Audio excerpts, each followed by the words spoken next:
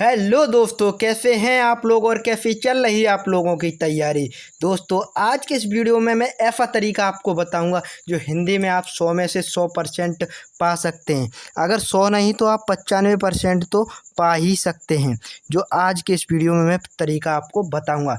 UP board exam 2024 Hindi कक्षा 10 क्या क्या पढ़ें। अगर आप कक्षा 10 में हैं तब ही इस वीडियो को देखना है, 11-12 में तो मत देखना, ठीक है। तो क्या क्या पढ़ना है आपको, किस प्रकार तैयारी करनी है। सबसे पहले मैं बता दूं आपको हिंदी गद्य और हिंदी पद्य, संस्कृत खंड और हिंदी व्याकरण, निबंध और खंड काव्य। आपकी हिंदी इस प्रकार बांटी गई है सिलेबस में, ठीक है।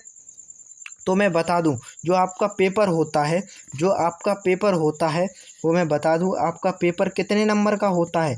पेपर आपका जो लिखित पेपर होने लगा है वो आपका 50 नंबर का होने लगा है, और 20 नंबर के जो बहुविकल्पी आते हैं वो OMR सीट में आते हैं। 20 नंबर के जो बहुविकल्पी आते हैं वो OMR सीट में आते हैं, और लिखित प्रश्न आता है आपका 50 नंबर का पेपर होने लगा है।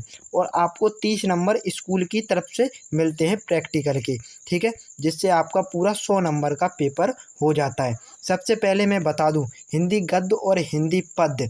मैं बता दूं आपका जो बहुविकल्पी प्रश्न आते हैं वो 10 नंबर के हिंदी, 5 नंबर के कहाँ से आपके आते हैं, 5 मार्क्स के गद्य से और 5 मार्क्स के पद्य से, दोनों से आपके 5-5 नंबर के बहुविकल्पी पूछे जाते हैं। महत्वपूर्ण रचनाएं हिंदी गद्य की आपको याद कर लेनी है, विधा याद कर लेनी है, लेखक याद कर लेना है, युग और समयावधि, शुल्क और शुल्कोत्तर युग भी पढ़ लेना है।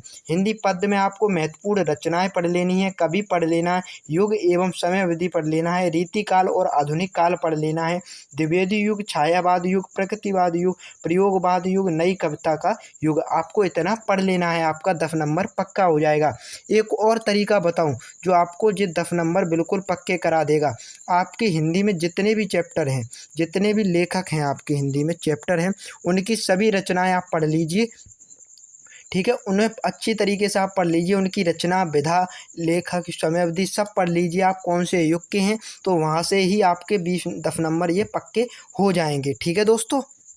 जो आज के इस वीडियो में मैं तरीका बता रहा हूँ वो आप आसानी से अच्छे नंबर पा सकते हैं। ये तरीका मैं इस प्रकार बता रहा हूँ, जिस प्रकार मैंने लिखा है इसी प्रकार आपको तैयारी करनी है। सबसे पहले मैं बता दूँ आपको किसकी तैयारी करनी है, बहुविकल्पी प्रश्नों की तैयारी करनी है, महत्वपूर्ण रचनाओं को पढ़ना है, ठीक है। इसको तैयार करने के बाद आपको अपने जीवन परिचय को पढ़ना है। जीवन परिचय आपको पता है कितने नंबर के आते हैं, 5 नंबर का आपका गद्य में मिलेगा और 5 नंबर का आपका पद्य में मिलेगा। टोटल 10 नंबर के तो आपके जीवन परिचय ही पूछे जाते हैं।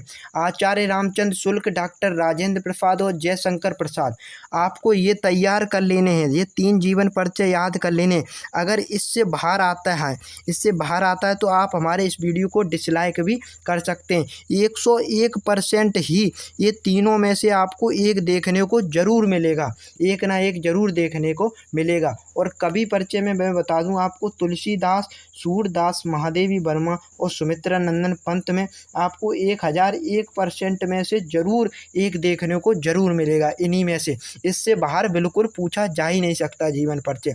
तो आपको मैं बता रहा हूँ गारंटी के साथ आपको ये ही जीवन परिचय पढ़ने हैं, जिससे आप अच्छे नंबर प्राप्त कर सकें। आपका 10 नंबर का टोटल आता है। अब आते हैं गद्यांश और पद्यांश में बता दूं मैं शुरुआत के आपको 3-3 चैप्टर ही पढ़ने हैं। अगर आपको बिल्कुल अच्छी तरीके से मजबूत करना है तो एक एक चैप्टर और बढ़ा सकते हैं, 4-4 चैप्टर आपको तैयार कर लेने। अगर आप शुरुआत के 4 चैप्टर तैयार कर लेते हैं तो आपके 6 नंबर तो आपके गद्य में पक्के हो जाते हैं, गद्यांश में, और 6 नंबर आपके पद्यांश में। टोटल आपके 12 नंबर बिल्कुल पक्के हो जाते हैं गद्यांश और पद्यांश में। केवल मित्रता रामचंद्र शुक्ल की जो है उसकी आपको व्याख्या और प्रश्न अच्छी तरीके से देख लेने हैं। ममता, जयशंकर प्रसाद, भारतीय संस्कृत, डॉक्टर राजेंद्र प्रसाद, पर पद सूरदास, धनुष भंग, बनपथ पर तुलसीदास, सवेर रसखां, ये आपको इनका अच्छी तरीके से पढ़ लेना है। मैं बता दूं, इसमें आपको 4 नंबर की व्याख्या मिलेगी, 2 नंबर की व्याख्या मिलेगी, 2 नंबर का संदर्भ और 2 नंबर के क्वेश्चन। टोटल 6 नंबर की गद्यांश में, 6 नंबर की पद्यांश में, तो आपका 12 नंबर बिल्कुल पक्का होने वाला है। इससे बाहर तो व्याख्या पूछी जाएगी नहीं, ठीक है। इससे गद्यांश और पद्यांश के पैराग्राफ बाहर आ ही नहीं सकते, मैं गारंटी के साथ कहता हूँ। संस्कृत गद्यांश और संस्कृत पद्यांश में मैं बता दूँ आपको 5 नंबर का गद्यांश में आपको देखने को मिलेगा एक पैराग्राफ, जो आपको संस्कृत में दिया होगा, हिंदी में करना होगा, जिसमें संदर्भ आपका 2 नंबर का होगा और हिंदी अनुवाद जो करेंगे वो आपका 3 नंबर का होगा। टोटल आपका 5 नंबर का होगा और इसमें भी आपको 5 नंबर का देखने को मिलेगा। ये भी आपका मैं बता दूं, ये भी बता देता हूँ, संस्कृत पद्यांश इसमें भी आपको 2 नंबर का संदर्भ और हिंदी के अनुवाद आपको 3 नंबर को देखने का मिलेगा, ठीक है। इसमें मैं बता दूँ सबसे आसान बात, आपको कुछ भी तैयार नहीं करना।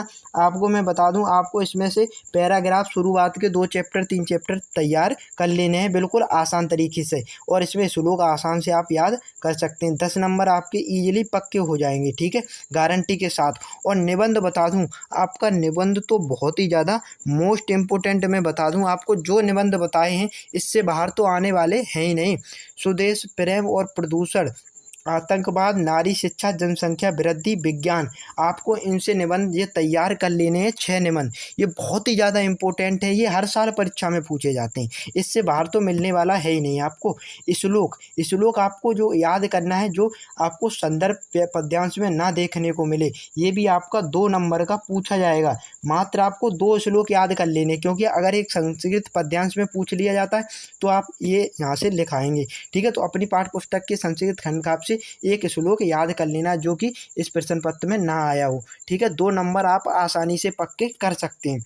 और संस्कृत प्रश्न में बता दूं, आपके ये 4 नंबर के आते हैं, जिसमें आपको 4 प्रश्न देखने को मिलेंगे। कितने? टोटल 4 क्वेश्चन देखने को मिलने वाले हैं। कितने? 4 क्वेश्चन देखने को मिलते हैं, जिसमें आपको केवल 2 ही क्वेश्चन को हल करना होता है, केवल 2 क्वेश्चन का सॉल्व करना होता है।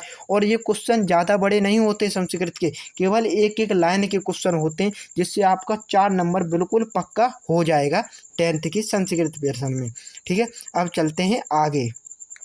संस्कृत खंड काव्य, ये आपका इस साल से कम कर दिया, ये आपका 3 नंबर का आने वाला है।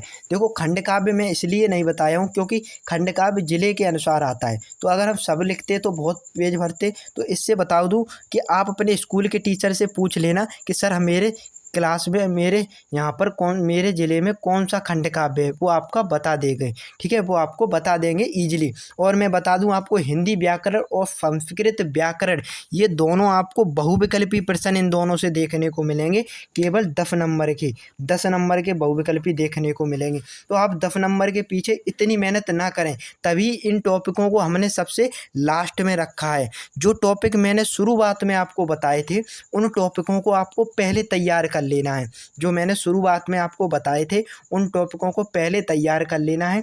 जो टॉपिक बाद में बताए हैं, उनको बाद में तैयार करना है, ठीक है दोस्तों। तो इससे आपका पेपर अच्छी तरीके से बन सकता है। जब आप इन सभी नंबरों को जोड़ेंगे तो आपका पेपर टोटल 70 नंबर का ही निकलेगा, आप देख सकते हैं, ठीक है। और 30 नंबर आपका प्रैक्टिकल, 100 नंबर आपका मैंने बिल्कुल ईजिली पक्का करा दिया, ठीक है।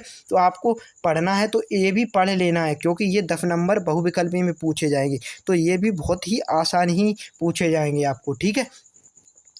तो आश्चर्य रस और करोड़ रस की परिभाषा, छंद में रोला और सोटा छंद, अलंकार में उपमा उत्प्रेक्ष रूपक और समास में दंड दीर्घ कर्मधाय और बहुब्रीहि, तत्सम तत्व पर्यायवाची उपसर्ग और प्रत्यय। संस्कृत व्याकरण में संधि विच्छेद शब्द रूप फल मति मधु नदी धातु रूप आपको पढ़ लेने हैं। बस आपको इतना तैयार कर लेना है।